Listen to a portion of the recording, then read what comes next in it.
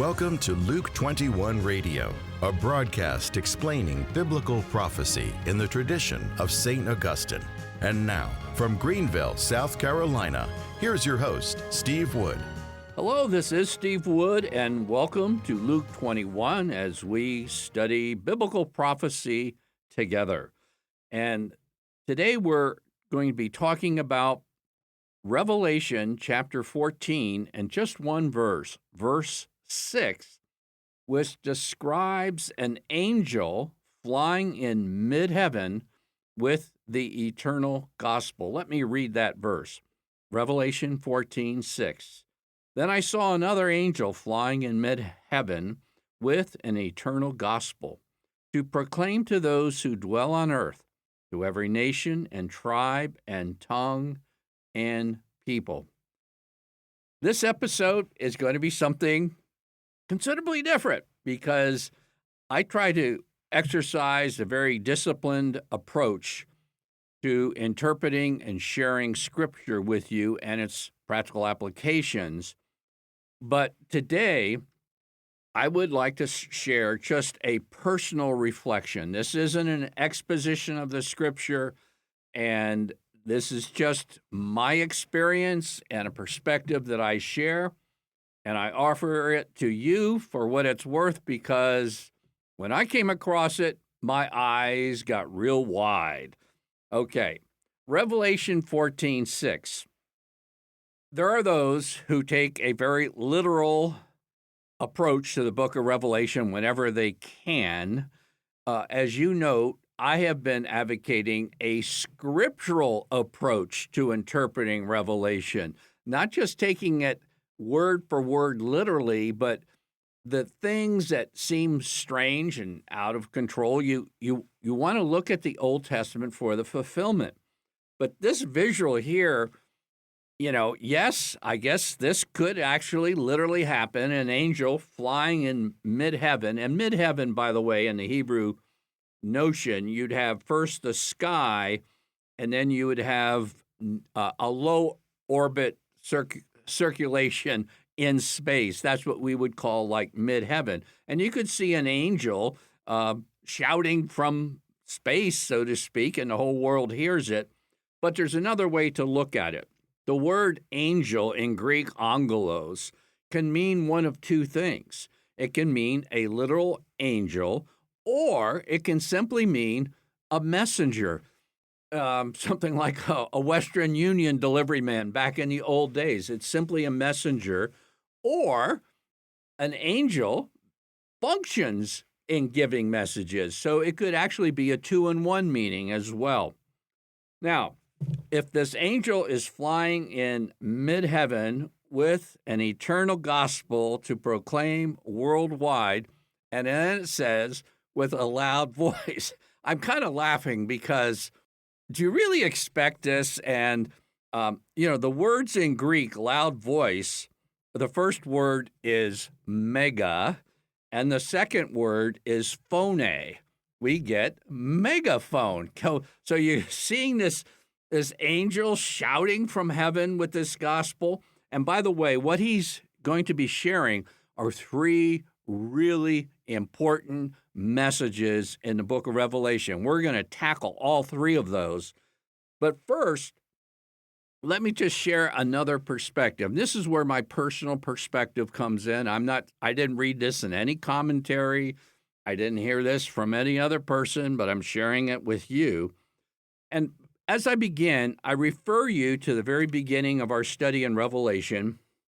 In chapters 2 and 3, you have the 7 letters of Revelation, and letters to the 7 churches. And some people make a big deal of kind of a special, hidden, mysterious order of these 7 churches. And I think it's pretty much straightforward.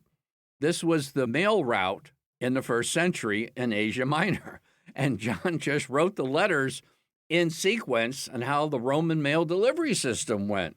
And this says a lot to me in that God used a human development. The Roman mail system was good and it was reliable in the ancient world and even many parts of the third world today. It is not.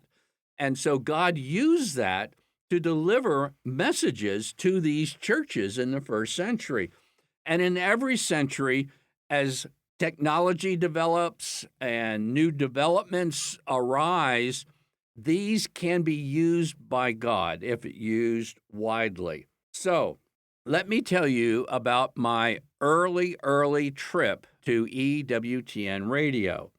I was asked by EWTN way back before even Faith and Family started to deliver some family messages on Catholic radio. So I flew into Alabama, and they put me up like they do most of their guests near the TV station.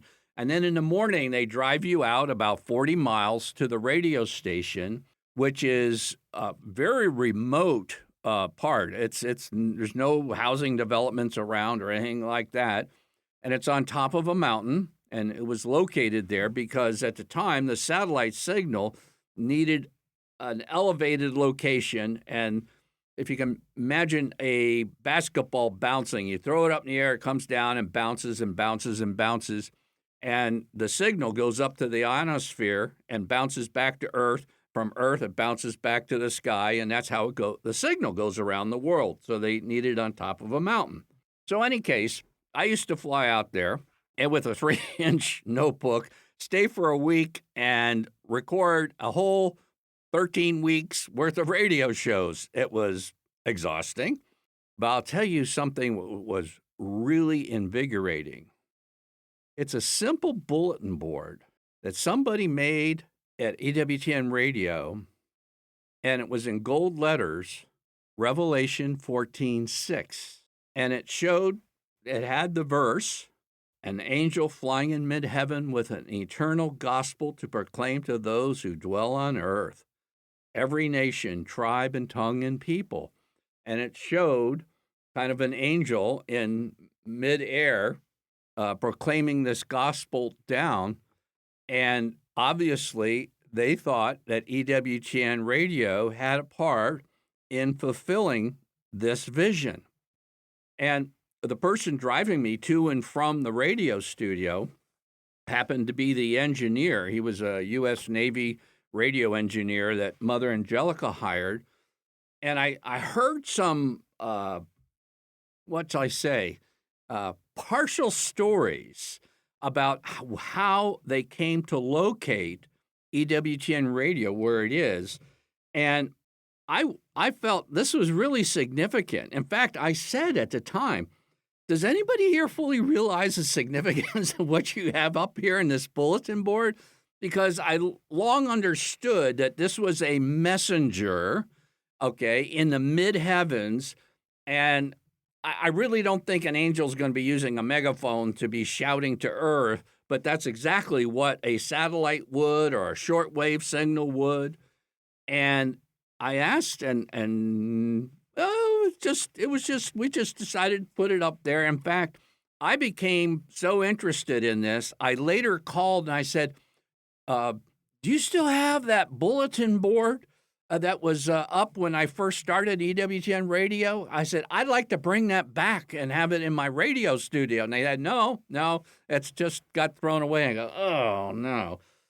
So in any case, I heard there was some type of special event that happened when they located the radio studio. It was initially planned for Rome, but the signal, the shortwave signal, is so strong that the EU wouldn't permit it to go on for health reasons. In fact, they had like razor wire at top of the mountain EWTN radio, so you wouldn't walk out into the antenna field because your brain wouldn't be there after 15 minutes. So any case, I heard something about St. Michael and Mother Angelica, and that they put Mother Angelica in a helicopter because at the time, I don't even think there was even a road up there. And they were flying around looking at this location for a possible location. And it was very conveniently only 45 minutes from the TV studio. They were flying Mother Angelica around, and she looks down and sees St. Michael the Archangel with sword drawn.